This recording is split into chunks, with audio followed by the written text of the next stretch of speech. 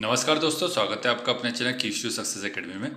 आज के इस वीडियो में एमपीपीएससी 2019 के बारे में बात करेंगे, क्योंकि यहाँ पर इंटरव्यू की लिस्ट जो जारी हुई है, नया रिजल्ट जो आया है उसमें बहुत सारे बच्चों को बाहर कर दिया गया है और बहुत सारे बच्चे जो पहले फेल हो चुके थे उनको अंदर लाया गया। अब जो पास हो चुके थे वो ठीक है, बाकी जो लोग फेल हो चुके हैं, मतलब जो जिनको इंटरव्यू की लिस्ट से बाहर कर दिया गया है, जो पहले अंदर थे, तो उन लोग के लिए क्या कर सकते हैं? क्या उन्हें कोर्ट जाना चाहिए? अगर वो चाहते हैं कि इंटरव्यू दे तो उसके लिए आपको कोर्ट जाना ही पड़ेगा, याचिका लगानी पड़ेगी। तो याचिका अपन लगाएंगे तो कैसे लगाते हैं, कौन कौन से डॉक्यूमेंट देने होते हैं, किस वकील से बात करनी चाहिए, कौन सा अच्छा वकील है, तो वो सारी बातें यहाँ पर की जाएगी। ठीक है, तो सबसे पहले तो आपको देख लीजिए कि यहाँ पर एक फोटो दिख रही है। ठीक है, तो ये फोटो एक याचिका है जिसमें कि आपको वकील का नाम दिख रहा होगा, श्री संजय कुमार अग्रवाल। तो इन्होंने केस जिताया। अब किन को जिताया? आपको पता होगा कि एक रिजल्ट आया था अभी कुछ समय पहले जिसमें 34 से 36 लड़कियों को बाहर कर दिया गया था। ठीक है, ये लोग इंटरव्यू में सिलेक्टेड थे, इनको बाहर कर दिया गया था, कट ऑफ ज़्यादा कर दिया गया था उसकी वजह से। ठीक, तो अब इन्होंने क्या किया, याचिका लगाई। याचिका लगाने के बाद इनको कोर्ट की तरफ से अंतरिम राहत मिल गई, तो ये इंटरव्यू देंगे। ठीक है, अब ये जो डिसीजन आया है इसको आपको अपन पीडीएफ में दिखा देते। ठीक है, देखिए पीडीएफ दिखाने से पहले आप ये देख लीजिए कि भाई वकील कौन कौन से कर सकते हो आप। तो यहाँ पे देखिए, एडवोकेट आदित्य सांगी है, एडवोकेट अंशुल तिवारी है, विभोर खंडेलवाल है, ये तो हो ही गए। लेकिन इनके अलावा अपन जिसकी बात कर रहे हैं वो है संजय अग्रवाल जी। अब उनका डिसीजन देख लेते हैं, और मतलब उन्होंने जो याचिका लगाई थी उसका डिसीजन देख लेते हैं कि कैसे क्या क्या हुआ था उसमें। यहाँ पर आप याचिका का नंबर देख सकते हैं, WP, ठीक है, 4783 ऑफ 2023। और यहाँ पर आप देख सकते हैं जिनका नाम से ये लगी हुई है, तो इसमें दिख रहा है Vaishali Wadhwani and others versus the state of Madhya Pradesh and others. ठीक है, तो इसमें जो याचिकाकर्ता होता है मुख्य, उसका नाम आता है, एंड अदर्स में वही है जो लोग की याचिका में नाम देते हैं।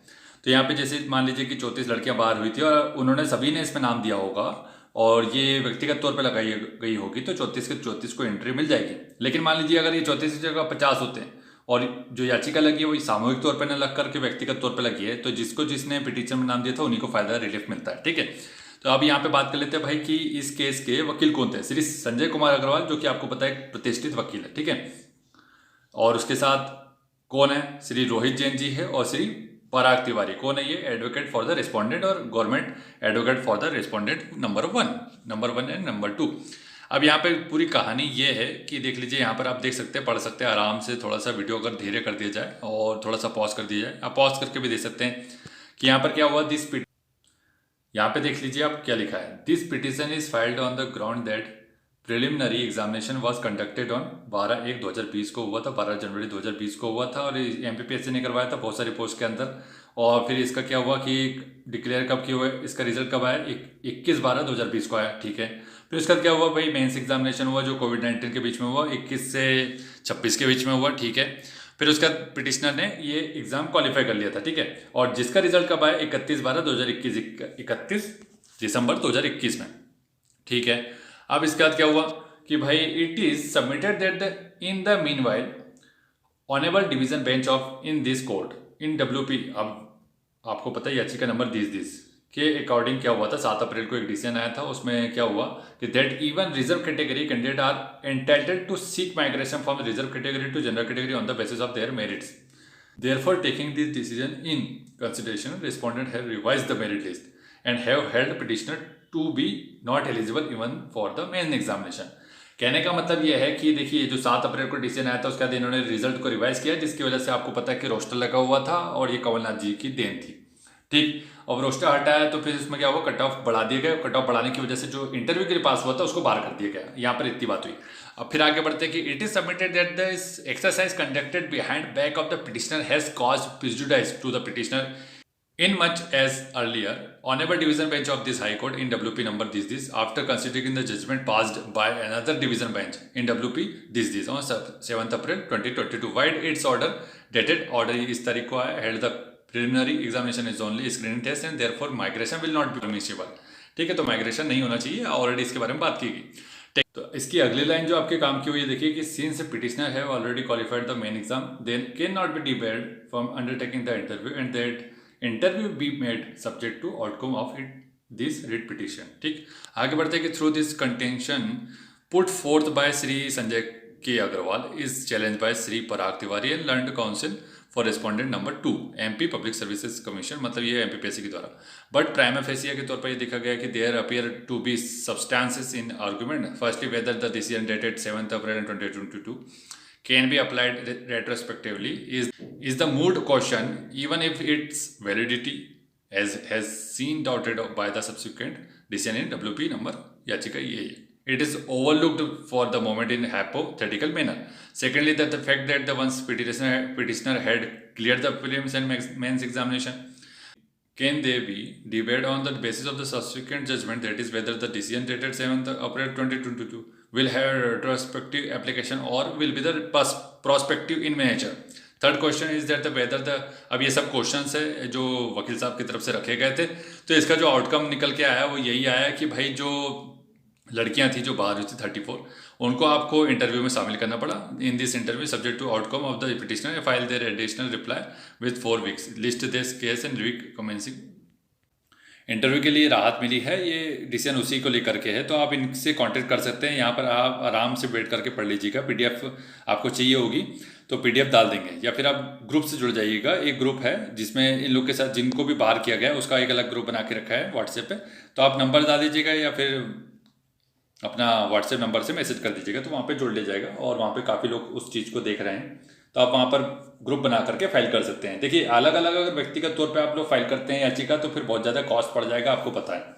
लेकिन अगर सामूहिक तौर पर जैसे 20-25 का ग्रुप बना लें, 15-20 का ग्रुप बना लेंगे, तो वकील साहब से वैसे बात भी हो सकती है आपकी, और उसमें थोड़ा सा कम कंसेशन भी हो जाएगा। ठीक है, तो ये सब चीज़ें ध्यान में रखिए। और देखिए बात ये है कि अगर आप इस चीज़ को हल्के में ले लेते हैं कि भाई आप इंटरव्यू में नहीं हुआ, आप छोड़ दीजिए, बात यह है कि आप ऑलरेडी सिलेक्टेड थे और बहुत जो रिजल्ट आया वो उसमें लूप होल बहुत सारे हैं।